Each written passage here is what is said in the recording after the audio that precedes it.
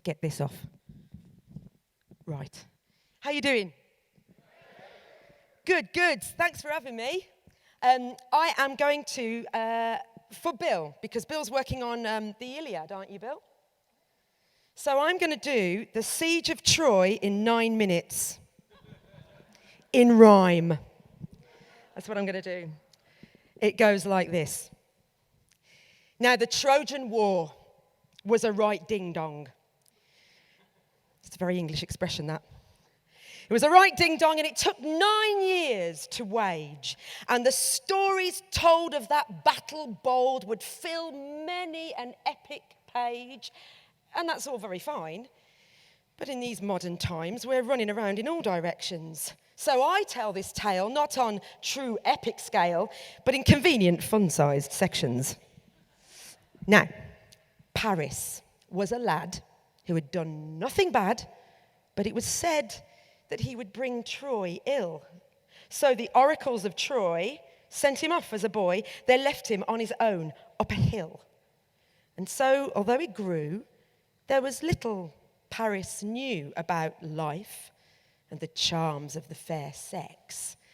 So he would never have guessed he'd be asked to judge a test that was vexing 3 prime female suspects. Yes, 3 goddesses came, asking Paris to name which of them he considered most fair. There was Hera with her beauty like an opiate, and Athena with her phosphorescent stare. But the goddess Paris named the winning babe was that sumptuous beauty called Venus, who also, to be frank, had a bribe in the bank. So Paris wasn't just thinking with a lack of cleanness.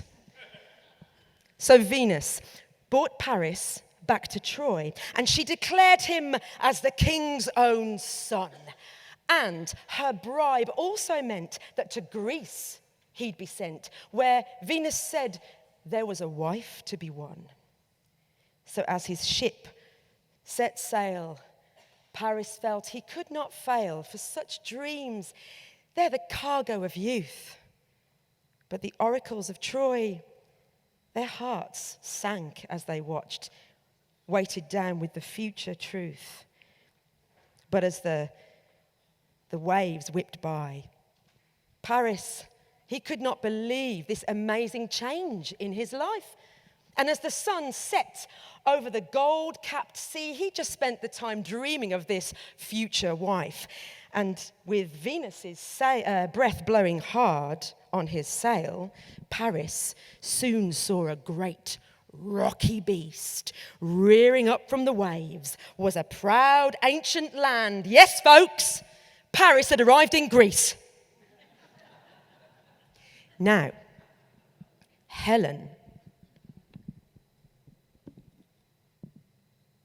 she was the queen of Greece. By a twist of patriarchal fate, her husband, Menelaus, was an all right bloke, but he was punching well above his weight. For his wife's beauty and intelligence in the wide world had no match.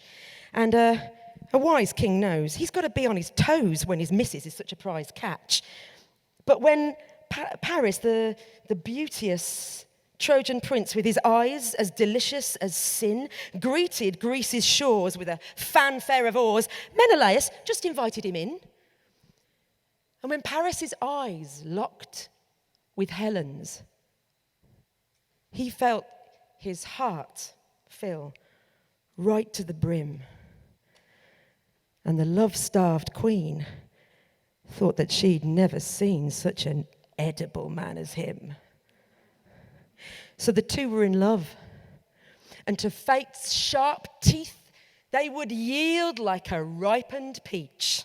But Menelaus of Greece felt no breach in his peace when he set off for Crete, leaving them on the beach. And as soon as he'd gone, Paris called his ships to sail him and Helen back to Troy, and on the salt-battered deck he bit Helen's neck, and their hearts beat as one with joy.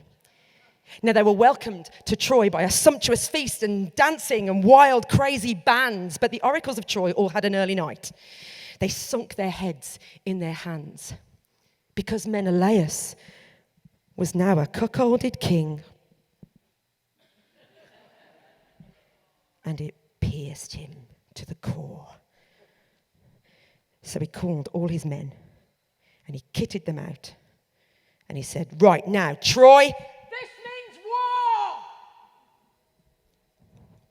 There were men who were chomping at the bit for a battle, but there were others who yielded a sigh, like Odysseus, who kissed his wife Penelope, saying, I shouldn't be long, dear, bye.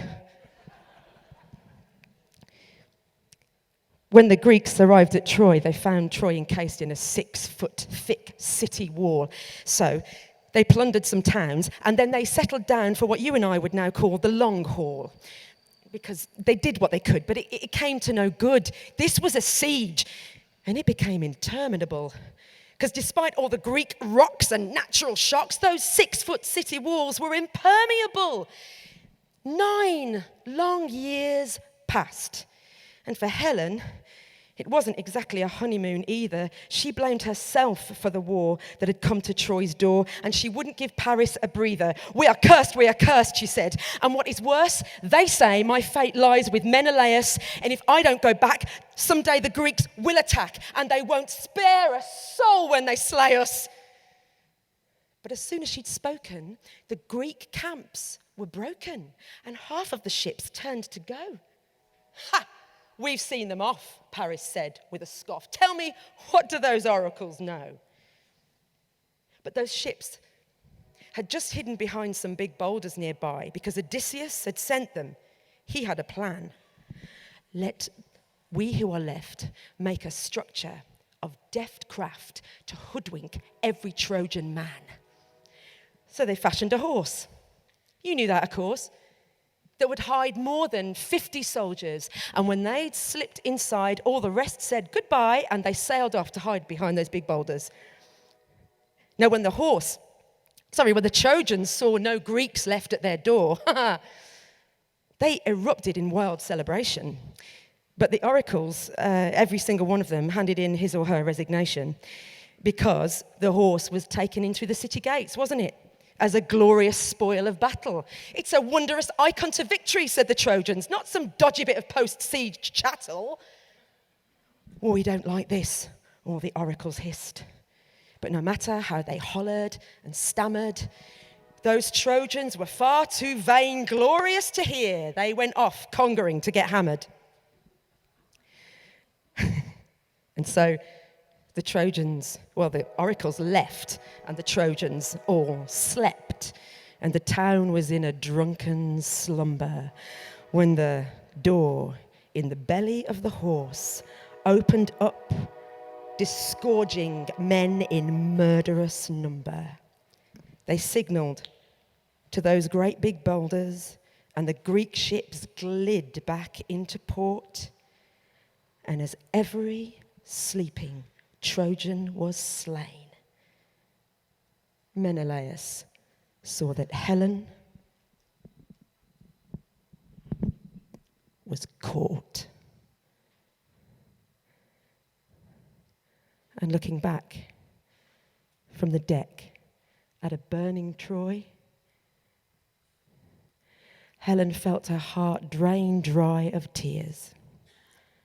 She knew that her love Paris was burning back there. She knew she'd be in a cage all her years.